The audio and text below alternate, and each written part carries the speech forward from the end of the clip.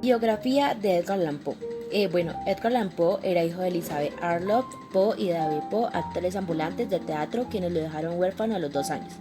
Fue educado por John Allan, un acaudalado hombre de negocios de Rishon, y de 1815 a 1820 vivió con este y su esposa en el Reino Unido, donde comenzó su educación. Los Aran acogieron al niño, pero nunca lo adoptaron formalmente, aunque le dieron el nombre de Edgar Allan Poe. Después de regresar a los Estados Unidos, Edgar Allan Poe siguió estudiando en centros privados y asistió a la Universidad de Virginia. Pero en 1827 su afición al juego y a la bebida le acarreó la expulsión. Abandonó poco después el puesto de empleado que le había asignado su padre adoptivo y viajó a Boston, donde publicó anónimamente su primer libro, Termelán y otros poemas.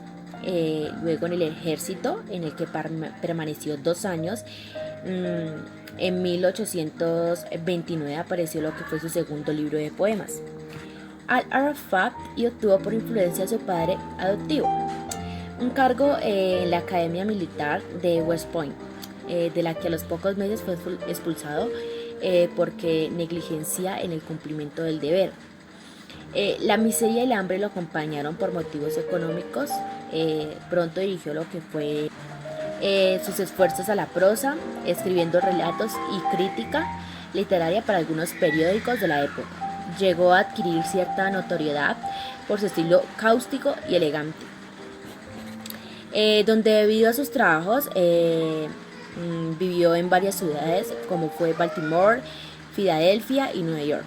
En Baltimore, en 1835, contrajo matrimonio con su prima Virginia Glenn, que tenía solo 13 años de edad. En enero de 1845 publicó un poema que lo haría célebre, El Cuervo, donde su mujer murió de tuberculosis 2 años más tarde. Aún hundido en la desolación, el autor terminó en 1849 el poema Eureka, como la muerte de Virginia. Poe quedó devastado, su vida se fue en picada, falleció a tan solo 40 años de edad, el 7 de octubre de 1849 en la ciudad de Baltimore. No se sabe el motivo exacto de su muerte, nunca fue aclarado. Se le atribuye a lo que fueron varias causas, como lo fue el alcohol, las drogas, un fallo cardíaco, rabia, suicidio, tuberculosis, entre otros.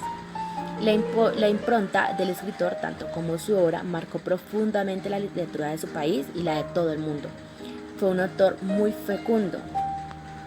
Escribió alrededor de 70 cuentos, además de una serie de poemas, aunque a este género no le dedicó el tiempo el que hubiera deseado, debido a su precaria situación económica, donde para él la máxima expresión era la literaria en la poesía. También escribió novelas, ensayos y otros escritos.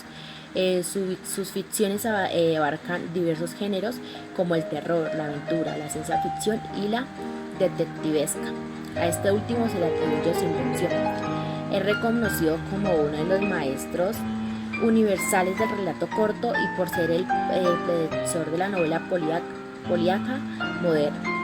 Sus relatos desarrollan por su belleza literaria y por combinar en ellos lo siniestro y macabro con el humor, el terror, el horror y la poesía. Resumen de El Pozo y el Péndulo. En esta obra nos encontramos con escalofriantes escenarios y escenas de herencia literaria de horror gótico europeo, que son el uso de ambientes oscuros y de calabozos. Al comienzo de la historia, el narrador se encuentra en la corte que lo están juzgando por un crimen que no conocemos. Tras escuchar el crimen, el hombre lo invade el terror y le da aliento 7 velas con formas angélicas en una mesa de aquel lugar.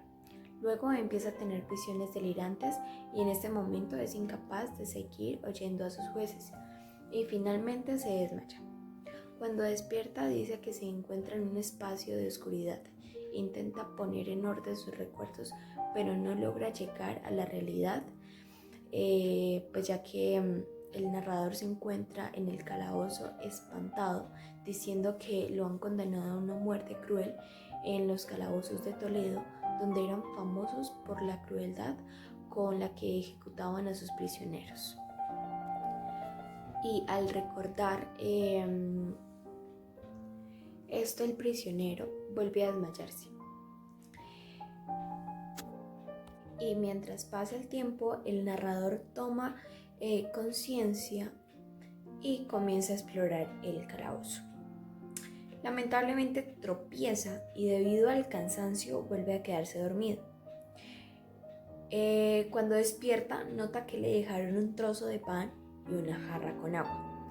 Retomando el recorrido, se propone a mirar el calabozo, pero mientras hacía el recorrido, tropieza y aterriza en el borde de un pozo circular, lo cual toma una piedra, la lanza para ver qué profundo era y al tirar la piedra comprobó que el pozo era muy profundo y que en el fondo de aquel pozo había agua y piensa que el pozo en realidad es una prueba y que seguramente al caer le esperaba una muerte cruel y dolorosa. Y entre tanto pasear, vuelve y queda dormido. Cuando despierta, bebe un poco del agua que le han dejado, pero con tan mala suerte que ésta está adulterada y vuelve y queda dormido. Cuando recupera la conciencia, una luz tenue le permite observar la celda. Pero la celda era más pequeña de lo que había calculado. Observa que en la celda hay unas largas placas de metal y que la celda era cuadrada. Y que en las placas de metal estaban decoradas con figuras tenebrosas que decoraban las paredes de aquel lugar. Y cerca suyo alcanza a ver el pozo en el centro de la habitación. El narrador se encuentra en una nueva situación, pues mientras que él dormía, alguien lo dejó atado en una estructura de madera, lo cual una correa se enrolla sobre su cuerpo y lo mantiene inmovilizado boca arriba, que solamente puede mover la cabeza y un brazo para alcanzar la comida. Pero esta vez no le dejaron agua, solamente un plato de comida con mucho condimento, lo cual generaba mucha sed. Y observa que un péndulo cuelga de una imagen pintada en el techo. La pintura representa a un anciano, el Padre Tiempo, y el péndulo, que es una filosa cuchilla que se balancea sobre él al tiempo que se desciende lentamente y recuerda cómo había logrado evitar la muerte en el pozo. Y los torturadores decidieron utilizar un método de ejecución alternativo. Cuando despierta, nuevamente observa que el péndulo lo detuvieron mientras dormía. En ese preciso instante aparecen unas ratas y devoran su comida. Él come los restos que quedaron e intenta recuperar la esperanza, pero la ansiedad que le produce la situación desespera y siente que pierde la cordura.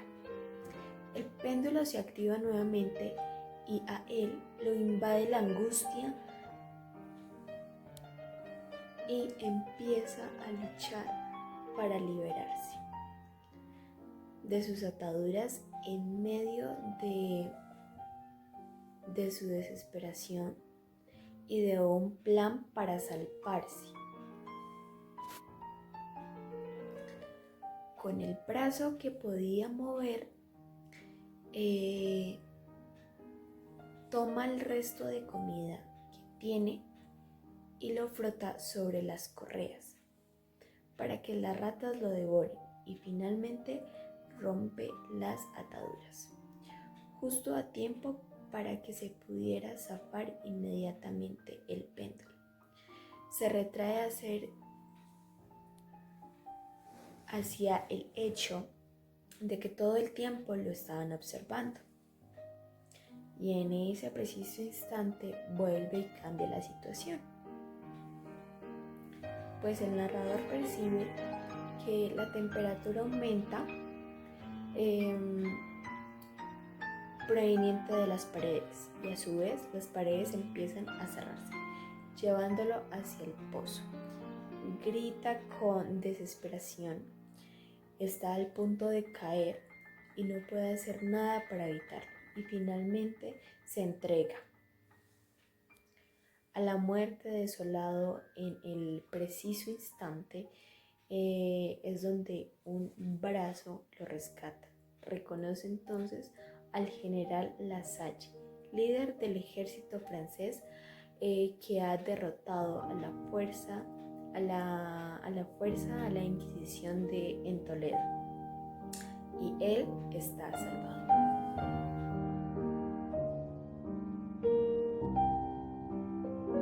Encontramos el calabozo. Este símbolo demuestra lo que es el miedo que siente el personaje por estar atrapado y sin una salida. Encontramos lo que es el reloj y el péndulo. Bueno, eso nos demuestra, nos quiere dar a entender que se da un determinado tiempo para lograr escapar o perder por no encontrar la salida.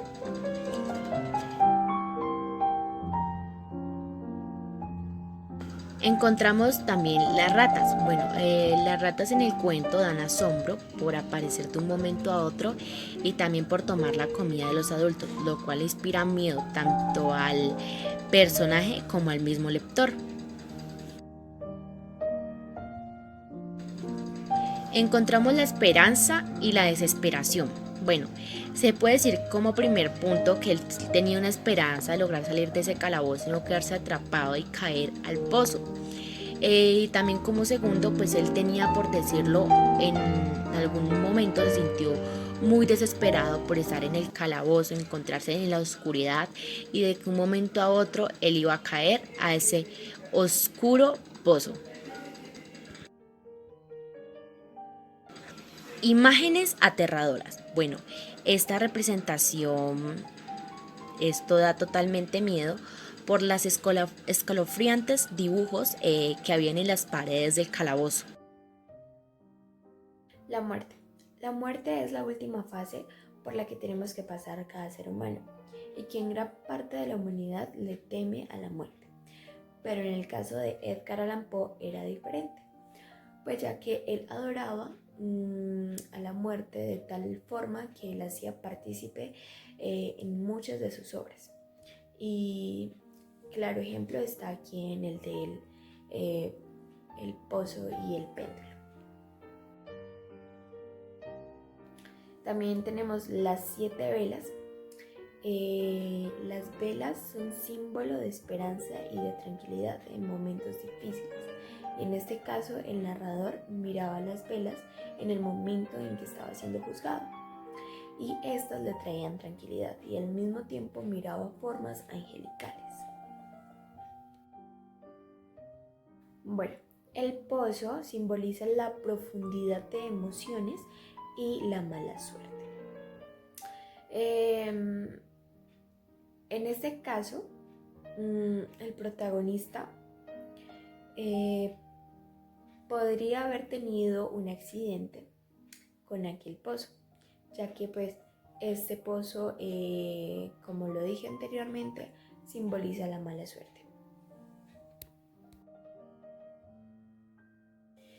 En esta obra, El pozo y el péndulo, los aspectos a resaltar con la vida del autor son los siguientes: el abandono, la desorientación y el desconcierto. El abandono lo podemos relacionar con la muerte de su esposa, ya que él entra en un estado de desolación.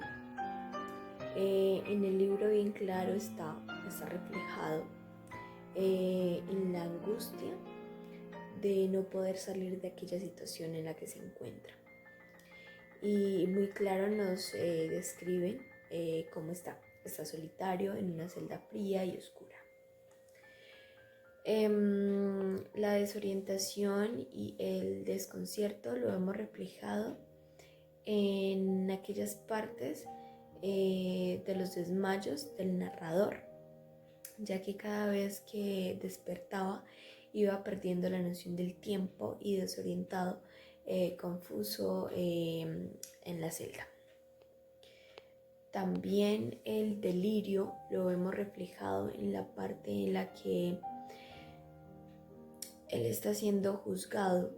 Se relaciona con la vida de Edgar Allan Poe, ya que Edgar, tras sufrir la pérdida de su esposa, empieza a consumir drogas y así llevándolo a un estado de delirios continuos.